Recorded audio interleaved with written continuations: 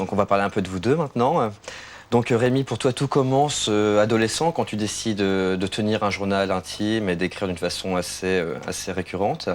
Et puis tout d'un coup, tu décides de faire un journal intime mais filmé. Et d'ailleurs, on a du mal à dissocier votre vie privée de votre vie professionnelle, puisqu'en 93, tu décides de faire ton coming out à tes parents, à ta famille, en leur apprenant ton histoire d'amour, donc avec Antoine. Je voulais savoir qu'est-ce qui s'était passé. C'est ton premier film. Tu as voulu réaliser un film en traitant de ton coming out, ou c'est l'inverse? Tu as voulu faire ton coming out et le film? J'étais très mal dans ma peau, que je vivais mal le fait de dissimuler à mes parents mon homosexualité. Donc du coup, j'avais envie de faire ce coming out. Donc il y avait un but thérapeutique pour aller mieux, quoi, pour vivre mieux ma vie. Et de l'autre côté, j'avais la prétention de m'inscrire dans une sorte d'histoire du cinéma expérimental en inventant le film journal narratif classique, grand public, c'est-à-dire de transformer ma vie en film narratif classique. Et ce que je voulais faire aussi, c'était un film militant. C'était montrer un peu ce qu'un jeune homo, 11 ans ou 12 ans après la dépénalisation de l'homosexualité, pouvait vivre dans son quotidien, quoi. Tu étais plutôt concentré sur la mise en scène, sur tous les problèmes techniques du film. Au contraire, consciemment, tu redoutais un peu l'effet qu'allait avoir ton coming out sur tes proches. La technique m'importait peu, c'est-à-dire que j'étais plutôt à l'écoute de ce qui allait se passer et je ne voulais surtout pas contrôler les choses, quoi. Je voulais au contraire que la caméra enregistre à la limite les mouvements de mon corps et que ce soit de l'ordre de l'acte manqué et que la caméra enregistre l'inconscient qui apparaît un peu comme une sorte d'écriture automatique. T'es un peu d'accord? Ça va, je parle bien, je suis pas trop chiant. Et dans le film, ton père est mis en cause et par la suite, il t'écrit des très belles lettres d'encouragement et il va jusqu'à dire que ton film est vraiment un bel hommage à Antoine.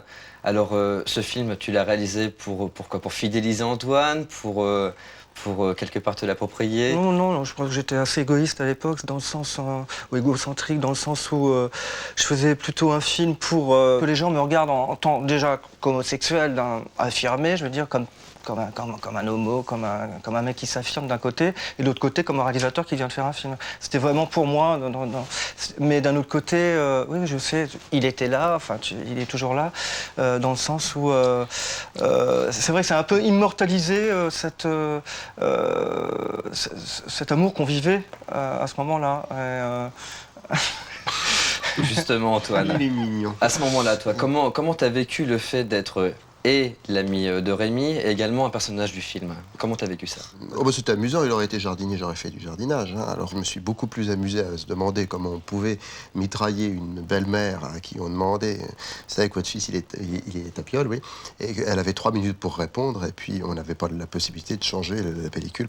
Non, pour moi, c'était réellement une petite aventure qui se construisait sur plusieurs registres en même temps, ce qui est beaucoup plus intéressant. Mais il y a forcément de l'autoportrait là-dedans, et ce qui me plaisait le plus à envisager, c'était plutôt une espèce d'être hybride et de faire l'autoportrait d'une créature à 2 têtes. Et dans le film suivant, donc Les yeux brouillés, qui a été réalisé plus tard, tu continues de mettre en scène Antoine, et cette fois-ci, ton désir s'est un peu essoufflé pour lui, et tu as un amant.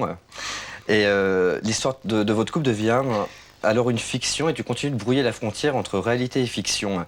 Alors, comment ça se passe entre vous? Est-ce que c'est le cinéma qui nourrit votre couple, ou alors tu t'inspires de votre couple pour tes films? C'est dans une sorte de confusion ou de mélange. Enfin, j'ai le droit d'être confus aussi.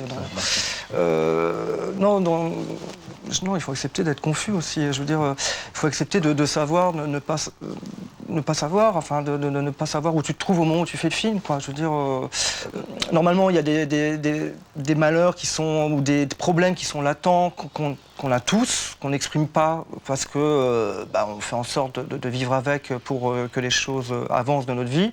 Mais comme on est entré dans un processus de faire de sa tranche de vie un journal filmé construit comme un film narratif classique, donc on va chercher le malheur et on le provoque devant la caméra. Donc comme à ce moment-là, c'était plutôt cette crise amoureuse qu'on vivait. Le problème de l'infidélité qui est entré en ligne de compte? Oui, enfin c'est plutôt comment faire renaître le désir. Alors après, l'infidélité fait partie de ça. Comment faire renaître le désir au sein du couple. Donc comme c'était ça le problème à l'origine, on l'a fait éclater devant la caméra. Et on s'est contenté de filmer un peu les répercussions de ça, quoi. Mais bon, maintenant, vous avez arrêté de travailler sur des portraits plus ou moins filmés pour vous consacrer à vraiment des pures fictions, hein, Mes parents, dans lequel Antoine se fait tuer. Alors comment t'analyses ça? Non, je pense que dans tout désir, il y a le désir de tuer. Enfin, c'est héros, c'est Thanatos, quoi. C'est toujours ça, quoi. Donc, non, là, c'était vraiment parce que pour les besoins du film. Non, on rigole, mais dans l'histoire, il fallait que le personnage meure. Et j'ai pas trouvé d'autres personnes qui incarneraient mieux ce personnage-là qu'Antoine, parce qu'il est très bon acteur, je dois le dire aussi. Ça, c'est le premier compliment de la soirée. Et comment ça se passe, donc, votre collaboration Au moment du tournage, on avait quelques problèmes parce qu'on s'était pas vraiment mis d'accord vis-à-vis des comédiens. Et il y en a un qui disait une chose et l'autre, le comédien recevait un autre son de cloche juste après par l'autre personne. Alors, souvent Antoine, on avait une autre vision de la scène. Donc du coup, j'ai appris Antoine de me parler dans le creux de l'oreille et que les comédiens n'aient qu'un son de cloche, quoi, au bout du compte. Ce que je ne fais de toute manière jamais. Il a du mal à faire, c'est-à-dire. Non, c'est pas que j'ai du mal à faire, c'est que je trouve que cet étirement, cet écart, pour moi, permet à la personne qui a interprété de s'infiltrer dans une espèce d'interstice comme ça. J'aime qu'il y ait une certaine tension, une certaine nervosité quand on fait une scène. Ce qui peut d'ailleurs entraîner, et on le sent à l'avance, des conséquences sur l'humeur de la journée ou de la personne filmée. Mais si vous êtes aussi présent, comme vous le dites dans votre collaboration, pourquoi vous co-signez pas vos films comme Ducassel et Martineau, par exemple? Eh bien, je pense que c'est dû à moi. À un ego démesuré. Ouais, peut-être. Non, je pense que j'avais vraiment besoin de m'affirmer en tant que réalisateur. Maintenant que j'essaie, enfin que je vois peut-être un peu mieux les choses qu'avant à travers tout ce qu'on a fait, peut-être que je peux me permettre maintenant de co-réaliser un film avec Antoine, mais aussi avec d'autres personnes. Et ça, je vais peut-être pas être content non plus. C'est là que je coince. Ça a déjà commencé à travailler. Alors, je suis pas vraiment très loin. Mais l'autre personne aussi a compris qu'il y a une créature bizarre des deux zèbres. Et donc, forcément, dès qu'on a Rémi, il y a le morpion qui va avec, quoi. Donc, l'infidélité professionnelle, c'est quelque chose qui te gênerait? Oui, à ce niveau-là, oui. C'est-à-dire qu'un partage ou des amitiés ou des relations, oui, mais la fidélité professionnelle est une belle expression. Ça me gênerait pas, ça me foutrait en l'air et j'y pète la gueule. Le partage, il se fait il se fait pas à deux. C'est là où je veux pas qu'on ait une idée du couple et que la co-réalisation représente une idée erronée ou vieillotte du couple pour moi. C'est-à-dire que pour moi, le partage, il se fait à plusieurs personnes et je pense qu'il y a plusieurs personnes dans mon cœur.